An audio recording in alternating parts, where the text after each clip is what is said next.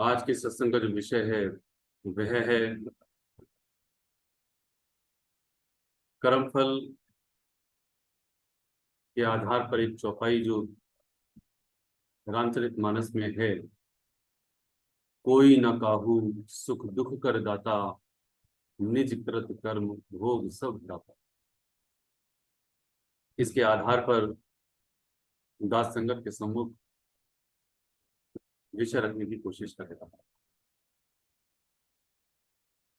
ये उस समय की बात है जब भगवान राम, लक्ष्मण और माता सीता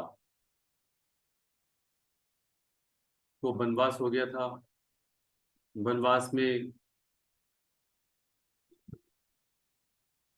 भगवान राम के एक मित्र निषाद राज गुहू, जो निषाद नगरी में रहते थे, निषाद राज थे, वो उनके मित्र थे। तो सबसे पहले वो उनसे मिलकर के उसके बाद चित्रकूट गए थे। जब चित्रकूट पहुंचने से पहले निषाद राज गुहू से भेंट वार्ता हुई, तो उस समय वहां तक उनके जो पिता राजा दशरथ, उनके जो मुख्यमंत्री थे सुमंत, उनको उनके साथ भेजा गया भगवान राम के लिए। और राजा दशरथ ने अपने मंत्री सुमंत को ये कहा था कि जंगल जाओ, निषाद राज वहां तक जंगल घुमा के ले आना और समझा करके वापस ले आना। तो एक घटना वहां पर घटी। जब सायकाल हो गई तो वहां पर निषाद राज ने देखा, सुमंत ने देखा कि भगवान राम वृक्ष के नीचे पत्ते और घास फूस को इकट्ठा करके वहां पर सोने की व्यवस्था कर रहे। और ज्यादा कोई व्यवस्था ना करते हुए उन्हीं पत्तों और घास घास फूस पर माता सीता और भगवान राम वहां लेट गए। ये सब देख करके उनके मित्र निषाद राज गुहू को बड़ा अफसोस हुआ। बहुत ही ज्यादा गहरी विचार में डूब गए वो। और यही उनके मुंह से निकला कि ये जो कैकई है वो बड़ी कुटिल है। उसने ये विचार नहीं किया कि नए अभी अभी शादी हुई और ऐसा कुठाराघात किया कि वन को भेज दिया। सीता जो राजा जनक की पुत्री हैं, राजा दशरथ की पुत्र वधू हैं, और होने वाले राम यानी जो राजा थे, राजा बनने वाले थे, होने वाले राजा राम की पत्नी है। वो आज सीता घास फूस के बिछौने पर सो रही। इस गहरे विचार में राजा जो निषाद राज थे, उनके मुंह से एक ही बात निकली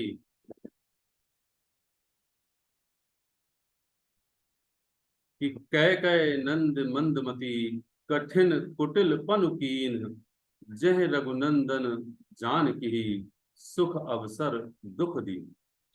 मंदमती कैकई ने हृदय को जलाने वाला ये बड़ा ही कुटिलपन किया है, जिससे रघुनाथ और सीता जी को सुख के समय में भारी दुख दे दिया। तो ये उनके सुख का समय था।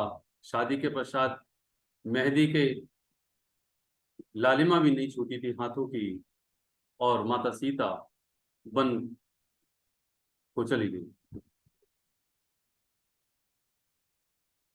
तो यही बात आती है कि जो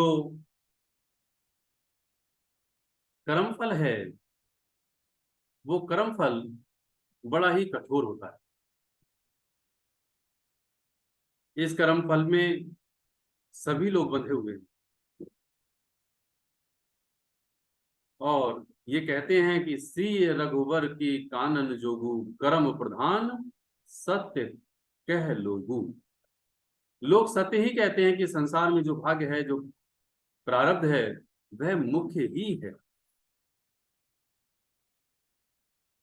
जब वो गहरे विचार के लिए ऐसे डूब रहे थे और बार बार कैकेयी को दोष दे रहे थे, उस समय जो भगवान राम के छोटे भाई लक्ष्मण थे, वो उन्हीं के पास बैठे हुए थे। उन्होंने पहली बार रामचरितमानस में एक उपदेश दिया। वो उपदेश अयोध्या कांड में है, और इसी समय लक्ष्मण ने वह उपदेश कैसे शुरुआत करी। वह शुरुआत है कि बोले लखन मधुर मृदु बानी, ज्ञान विराग भगति रस सानी, काहू न को सुख दुख कर दाता, निज कृत कर्म भोग सब भ्राता। बोले लखन मधुर मृदु बानी। जब ऐसी वाणी निषाद राज से सुनी उन्होंने, और कैकेयी के लिए बुराई ही बुराई सुनी, तब निषाद राज के लिए क्या कहते हैं वो, कि ज्ञान और वैराग्य से जो सनी हुई मधुर और कोमल वाणी है, उसे ध्यान से सुनो निषाद राज। वो क्या कह रहे हैं, जो आज का विषय है, को न काहू सुख दुख कर दाता, निज कृत कर्म भोग सब भ्राता। कि हे भाई, ना कोई किसी को सुख देता है, ना कोई किसी को दुख देता है, सब अपने ही किए हुए कर्मों का फल भोगते हैं। सब अपने अपने किए हुए कर्मों का फल भोगते।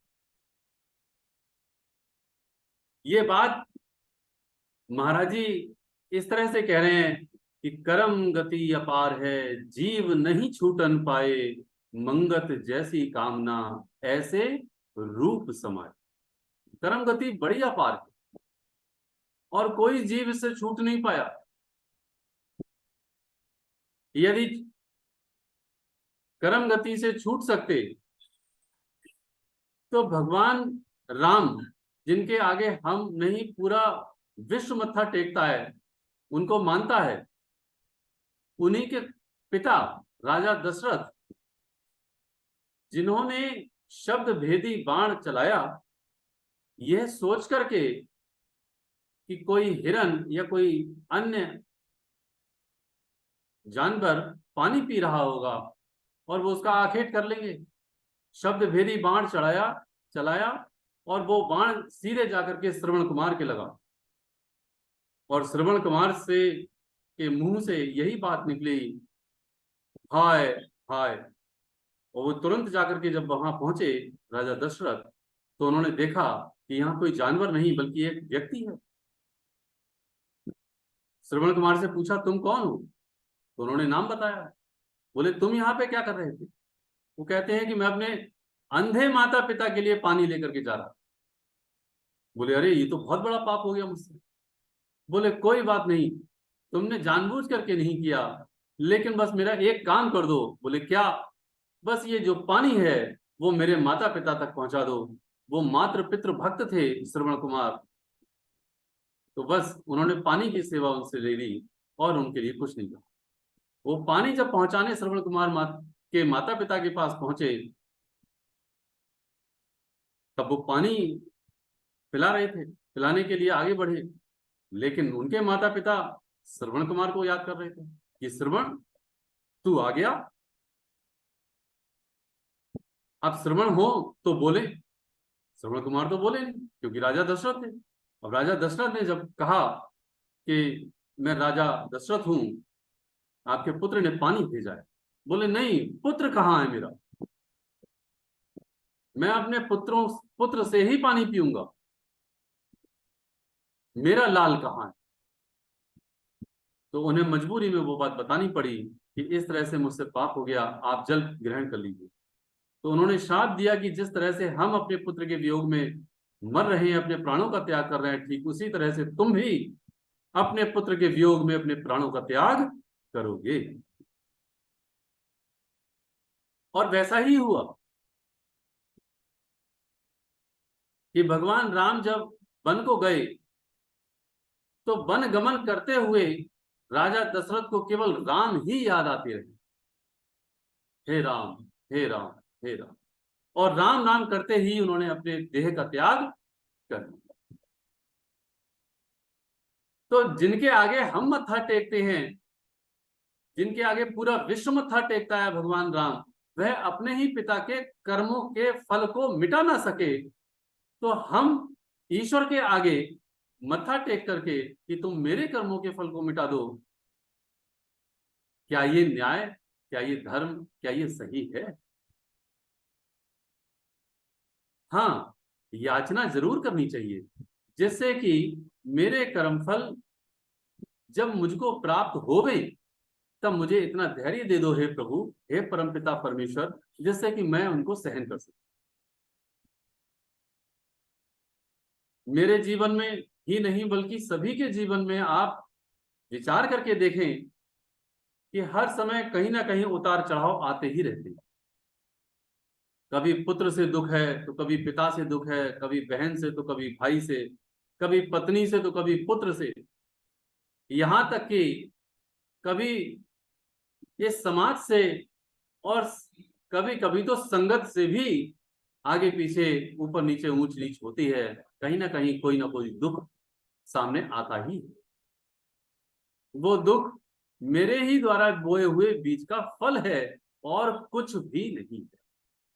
इसीलिए वो मुझे दुख मिल रहा है या मुझे कभी सुख मिल रहा है, वो कोई सुख न देने वाला है, ना कोई दुख देने वाला है, वो मेरे ही द्वारा बोए हुए बीज का फल है। इसलिए कहा जाता है कि काहू न को सुख दुख कर दाता, निज कृत कर्म भोग सब भ्राता। आगे कहते हैं कि जोग वियोग भोग भोल मंदा, हित अनहित मध्यम भ्रम फंदा।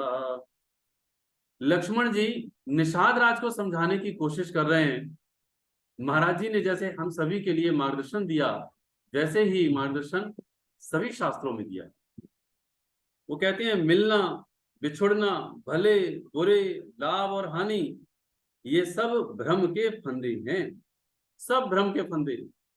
कभी कोई मिलता है, कभी कोई बिछुड़ जाता है, किसी की मृत्यु हो जाती है तो किसी का जन्म हो जाता है, कभी लाभ हो जाता है तो कभी हानि हो जाती है। ये सब भ्रम है। और कैसे भ्रम है, उसके लिए भी आगे समझाने की कोशिश की है। धीरे धीरे समझें कि ये कैसे भ्रम समझाया है। कि जन्म मरण जहाँ लग जलग जालू, संपत्ति विपद कर्म अरुकालू। और भी क्या बताया कि जन्म है, मृत्यु है, विपत्ति है, कर्म और काल, जहां तक संसार के जाल हैं, वह सब भ्रम के फंदे ही हैं। भ्रम ही भ्रम है ये। और कैसे भ्रम है, वो तो वो भी आगे बताया, लेकिन और भी क्या भ्रम है वो भी सुने। कि धरनी धाम धनुपुर परिवारू, सरगु नरकु जहाँ लग ब्योहारू। धरणी यानी पृथ्वी, घर, पुर परिवारू, जितने भी मेरा परिवार है, भाई बहन, बीवी, बच्चे, माता पिता, जितना भी मेरा परिवार है। आगे कहते हैं स्वर्ग और नर्क, जहां तक ये व्यवहार है, जो कुछ भी देखने और सुनने में आता है, वह मन के जो विचार में आता है, वह मोह की जड़ है। इसमें कहीं कोई परमार्थ नहीं है। ये सब मोह है, ये सब मोह। क्यों मोह है? मोह विकार व्याधिन कर मूला, तिनसे उपजे बहुविध सूला।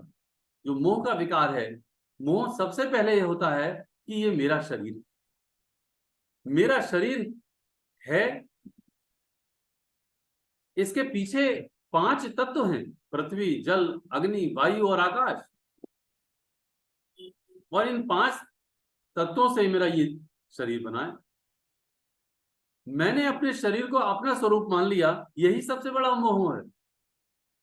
और जब मैंने अपना शरीर अपना स्वयं का मान लिया, अपना ही स्वरूप मान लिया, तो जो 5 तत्व हैं, पृथ्वी, जल, अग्नि, वायु और आकाश, इनके जो 5 गुण हैं वो आ गए। कौन से?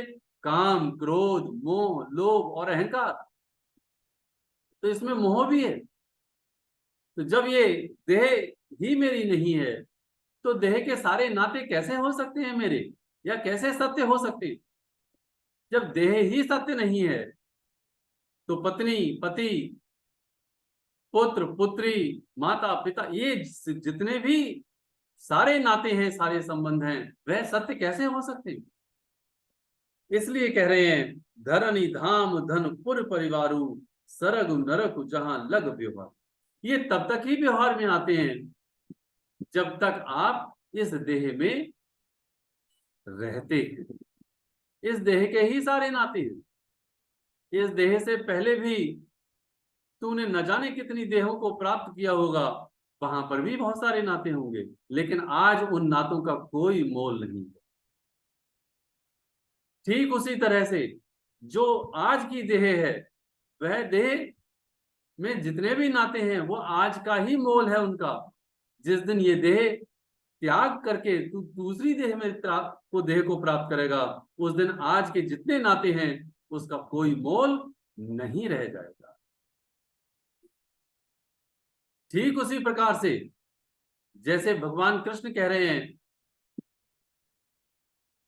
कि जिस प्रकार मनुष्य पुराने वस्त्रों का त्याग करके नए वस्त्रों को धारण कर लेता है, ठीक उसी प्रकार से यह जीवात्मा पुरानी देहों को त्याग करके नए शरीरों को प्राप्त कर लेती है। वासांसि जीर्णानि यथा विहाय नवानि गृह्णाति।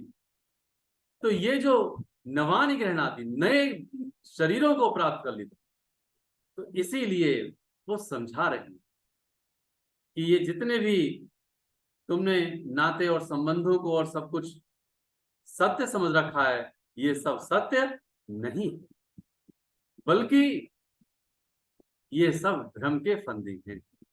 इसलिए आगे कहते हैं, एक उदाहरण देकर के समझाया कि सपने हो ही भिकार नृपु, रंक नाक पति होई, जागे लाभ न हानि कछु, तिम प्रपंच जिय जोई। जैसे राजा स्वप्न में भिखारी हो जाए और कंगाल इंद्र हो जाए, किंतु जागने पर ना कुछ लाभ है और ना ही हानि है, वैसे ही हृदय में इस लोक के प्रपंच आते हैं। एक उदाहरण देकर के लक्ष्मण जी ने निषाद राज को समझाने की कोशिश की। कहते हैं कि हमें और आपको सपना आता है, उसी सपने का उदाहरण दे रहे हैं। कहते हैं सपने हो ही भिकार नृप। यदि कोई राजा सपना देखे और वो सपने में भिखारी बन जाए, और यदि कोई भिखारी सपना देखे और सपने में वह राजा बन जाए या इंद्र का भी राजा बन जाए, लेकिन जागने पर ना कुछ लाभ है और ना ही हानि है, ठीक उसी प्रकार से इस जगत में हम और आप सब रह रहे हैं, इसमें ना ही कोई लाभ है ना कोई हानि है। ये सब प्रपंच है, सब भोग हैं, ये भ्रम के फंदे हैं। इसलिए आगे कहते हैं कि अस विचार नहीं कीजिए रोसु, कहूं बादे ना दे दोसु। ऐसा विचार करके आप क्रोध मत करिए निषाद राज,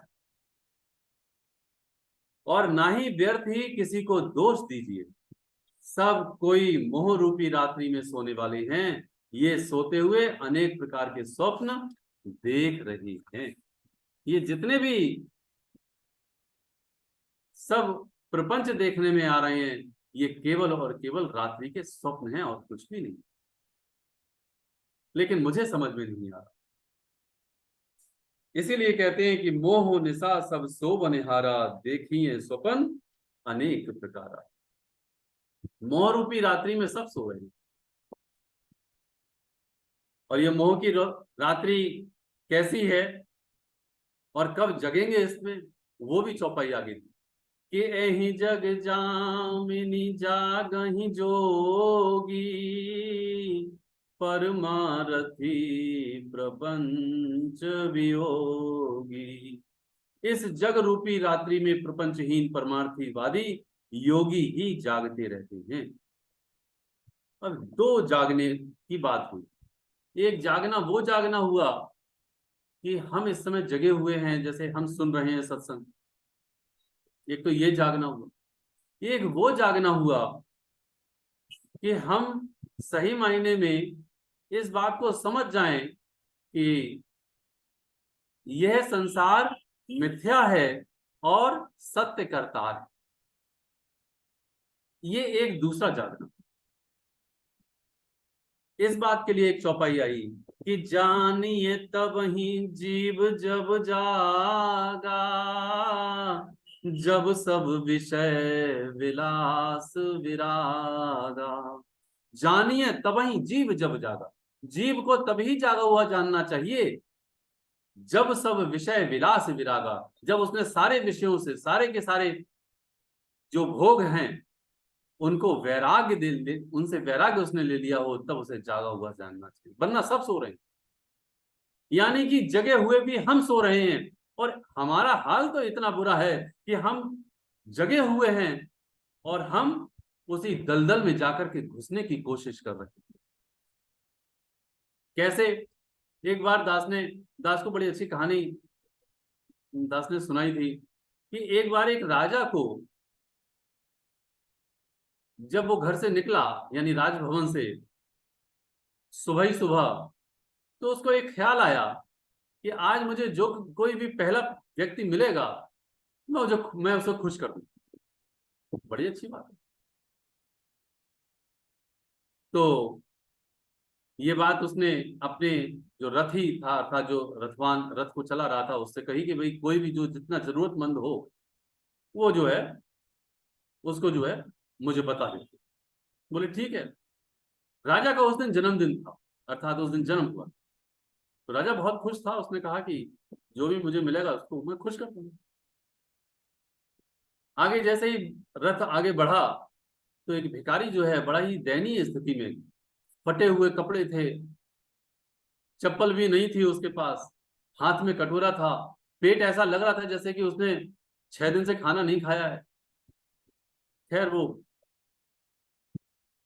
जब रथ जो हाँकने वाला था उसने जब देखा, उसने कहा राजन मुझे ये बड़ा गरीब लगता है, बड़ा जरूरतमंद लगता है, इसको खुश कर दो तो बड़ी अच्छी बात रहेगी, बड़ा अच्छा रहेगा। बोले हाँ बात तो सही है। राजा ने तुरंत उस भिखारी को बुलाया, भिखारी से पूछा कि भाई तुम्हें क्या चाहिए। बोले वो हाथ कटोरा आगे कर दिया उसने, कुछ राजन भिक्षा दे दी थी। राजा को खुश करना था, उसने बहुत जो स्वर्ण का सिक्का था, सोने का सिक्का, वो सोने का सिक्का उसको दे दिया। भिखारी बड़ा खुश हो गया, उसने सोचा सोने का सिक्का मिल गया, बड़ी अच्छी बात है। और जैसे ही सोने का सिक्का मिला वैसे ही उसने अपने ही कटोरे में हिलाना शुरू किया, उलाना शुरू किया। अब इत्तेफाक क्या हुआ, जैसे ही वो उसने उलाया एक बार, उछाला, उछाल करके वो जो सिक्का था वो नीचे गिर गया और गिरते ही वो नाली में जाके गिर चला गया। अब वो बड़ा दुखी हुआ और भागता हुआ वो नाली के पास तक पहुंचा, तब तक वो नाली में डूब चुका। अब उसने हाथ डाला, हाथ डाल करके उसने देखा लेकिन वो मिला नहीं। राजा ने देखा कि वो सिक्का जो है नाली में गिर गया। बोले कोई बात नहीं, तुम दोबारा आओ, इधर आओ। वो राजा ने दूसरे 4 सिक्के उसको दे दिए। बोले कोई बात नहीं, ये तुम सिक्के और रख, तुम खुश हो जाओ। जैसे ही वो 4 सिक्के उसने पाए, उसने सोचा ये 4 सिक्के तो मिल ही गए हैं, कोई बात नहीं। वो धीरे धीरे उसी नाली के पास पहुंचा जहां पर उसका पहला वाला सिक्का गिरा हुआ, और जाकर के हाथ फिर से डालने लगा। राजा ने सोचा कि ये ज्यादा ही गरीब है, 4 सिक्के पाकर के भी वह उस सिक्के को प्राप्त करने का यत्न कर रहा है। उसने मंत्री से फिर बुलवाया। उसके रथ में जितने भी आभूषण थे उस भिखारी को राजा ने पूरे दे दिए। भिखारी बहुत खुश हो गया, बोले माला माल हो गया। थोड़ा सा जैसे ही राजा आगे बढ़ा, वह भिखारी फिर से उसी नाली के पास पहुंच गया और फिर से नाली में हाथ डाल करके यत्न करने लगा कि वो सिक्का मुझे मिल जाए। राजा ने फिर उसे बुलाया। राजा ने कहा कि तुम्हें तुम्हें क्या चाहिए? मैं तुम्हें आधा राज्य दे देता हूं। मैं तुम्हें जितने मेरे भंडार में जितना भी स्वर्ण है वो सब दे दूं। उसके लिए उसने स्वीकार कर लिया और स्वीकार करके वो भी और खुश हो गया। लेकिन जैसे ही आगे बढ़ा वैसे ही वह नाली के पास फिर से पहुंच गया और वो उसी सिक्के को निकालने के लिए यत्न कर लिया। राजा ने विचार कर लिया इस बात के लिए कि हम इसको खुश नहीं कर सकते। उसने पास बुलाकर के पूछा उससे, आखिर क्या बात है? तो उसने एक ही बात कही, राजन, मैं उस सिक्के को कैसे छोड़, मैं उसी सिक्के से खुश रहूंगा। बोले उसको छोड़ दो। बोले नहीं। राजा दुखी हो गया और दुखी होकर के वहां से चला गया। हमारे राजा ने, हमारे परमपिता परमेश्वर ने हमें यह अनमोल देह दी और अनमोल गुरु दिए, अनमोल सांसें दी और सबसे बड़ी बात वो अनमोल मंत्र दिया जिसको प्राप्त करके हम पूरे ब्रह्मांड के मालिक बन सकते। लेकिन हमारा यह हाल है कि हम उन सिक्के के पीछे पड़े हुए हैं, उस चांदी के और उस सोने के पीछे पड़े हुए हैं, जो उस माया के पीछे पड़े हुए हैं, जो बार बार उसी नाली के पास हम जाते हैं। हमने अपना पूरा जन्म गंवा दिया, बुढ़ापा आ गया, बाल सफेद हो गए, गिर गए और दांत नहीं रहे, लेकिन फिर भी हमारी हालत वही है कि हम यही चाहते हैं कि हमारे लिए वही माया प्राप्त हो जाए। माया ना थी किसी की, ना है किसी की, ना होगी किसी की। इसीलिए राजा ने ये कहा, तू ना पहले सुखी था, ना है और ना कभी होगा, ना कोई कर सकता है। इसलिए कहते हैं कि जानिए तबही जीव जब जागा, जब सब विषय विलास विराग। और जब वो से विराग्य हो जाता है तब ये हाल होता है कि हो ही विवेक मोह भ्रम भागा, तब रघुनाथ चरण अनुरागा। ये अंतिम है बात कि जब तक विवेक जागृत नहीं होता तब तक प्रभु के चरणों में उसे अनुराग नहीं होता। ये ध्यान रखो। और विवेक सिर्फ इतना सा है कि ये जगत मिथ्या है और केवल सत्य करतार है। उसे अंदर से इस बात को स्वीकार करना पड़ेगा और स्वीकार करके उसे चलना पड़ेगा। इसीलिए महाराज जी की ये चेतावनी हम सबको याद रखनी चाहिए कि जब तक तू अपने कल्याण के बारे में स्वयं सोचेगा, समझेगा और उसके माफिक चलेगा नहीं, तब तक साक्षात ब्रह्मा भी क्यों ना आ जाए, तेरा कुछ नहीं बन सकता। महाराज जी भी हाजिर हो जाएं, राम भी हाजिर हो जाएं, कृष्ण भी हाजिर हो जाएं, पूरे ब्रह्मांड के मालिक ही साक्षात ब्रह्मा भी क्यों ना आ जाएं, मेरा कुछ बन नहीं सकता। न जाने कितने वचन हमने सुने, वाणी हमने सुनी है, प्रवचन हमने सुने, लेकिन कलेजे पर तीर नहीं लगा आज तक। और यदि लगा है तो क्या सिमरन है हमारा? क्या स्वाध्याय है हमारा? पक्के इरादे से क्या मैं सत्य के राह पर चल रहा हूं?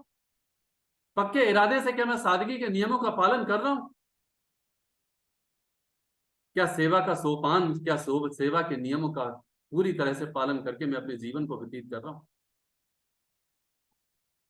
इसीलिए कबीरदास जी ने एक बात कही, मुझे बात बात दास को याद आती है, छिन ही चढ़े छिन ही उतरे, यह तो प्रेम न होए, अघट प्रेम पिंजर बसे, प्रेम कहावे सोए।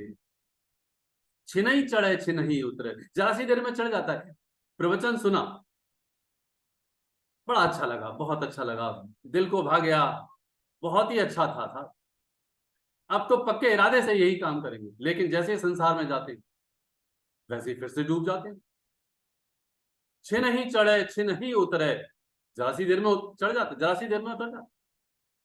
यह तो प्रेम न होए, कबीरदास जी कहते हैं ये प्रेम नहीं है, परमपिता परमेश्वर से ये प्रेम नहीं है तेरा। अघट प्रेम पिंजर बसे, प्रेम कहावे सोए। जिसके हृदय में, इस पिंजर में वो प्रेम बस जाता है, वह अपने प्रियतम के लिए पा जाता है, जैसे मीरा ने पाया, जैसे महाराज जी ने कितने कितने वक्त सरकंडों में जाकर के उन्होंने दिन व्यतीत किए। महाराज जी तो महाराज जी भगत बनारसी दास जी को देखे कि जिसकी उनके हुक्म की देर थी, उन्होंने कहा बाल पटे जैसे लग रखे हैं, भगत जी ने तुरंत अपने बालों को मुड़वा दिया। लिबास ऐसा, खद्दर का पजामा कुर्ता बनवा के ले आए। प्रभु अपनी शरण में ले लो बस। मेरा क्या हाल है, मेरा फैशन ही नहीं उतरता कभी। इसलिए कहते हैं कि हम सभी को जो गुरु की आज्ञा हम सभी को मिली है और गुरु ने जो आज्ञा दी है उसका पालन करना चाहिए। हम अपने दुख को दूर करने की कोशिश करते हैं और सुख को पाने की कोशिश करते हैं, उनके बहाने में रहना सीखना चाहिए। हमें ये याद रखना चाहिए, कोई न काहू सुख दुख कर दाता, निज कृत कर्म भोग सब उठाता।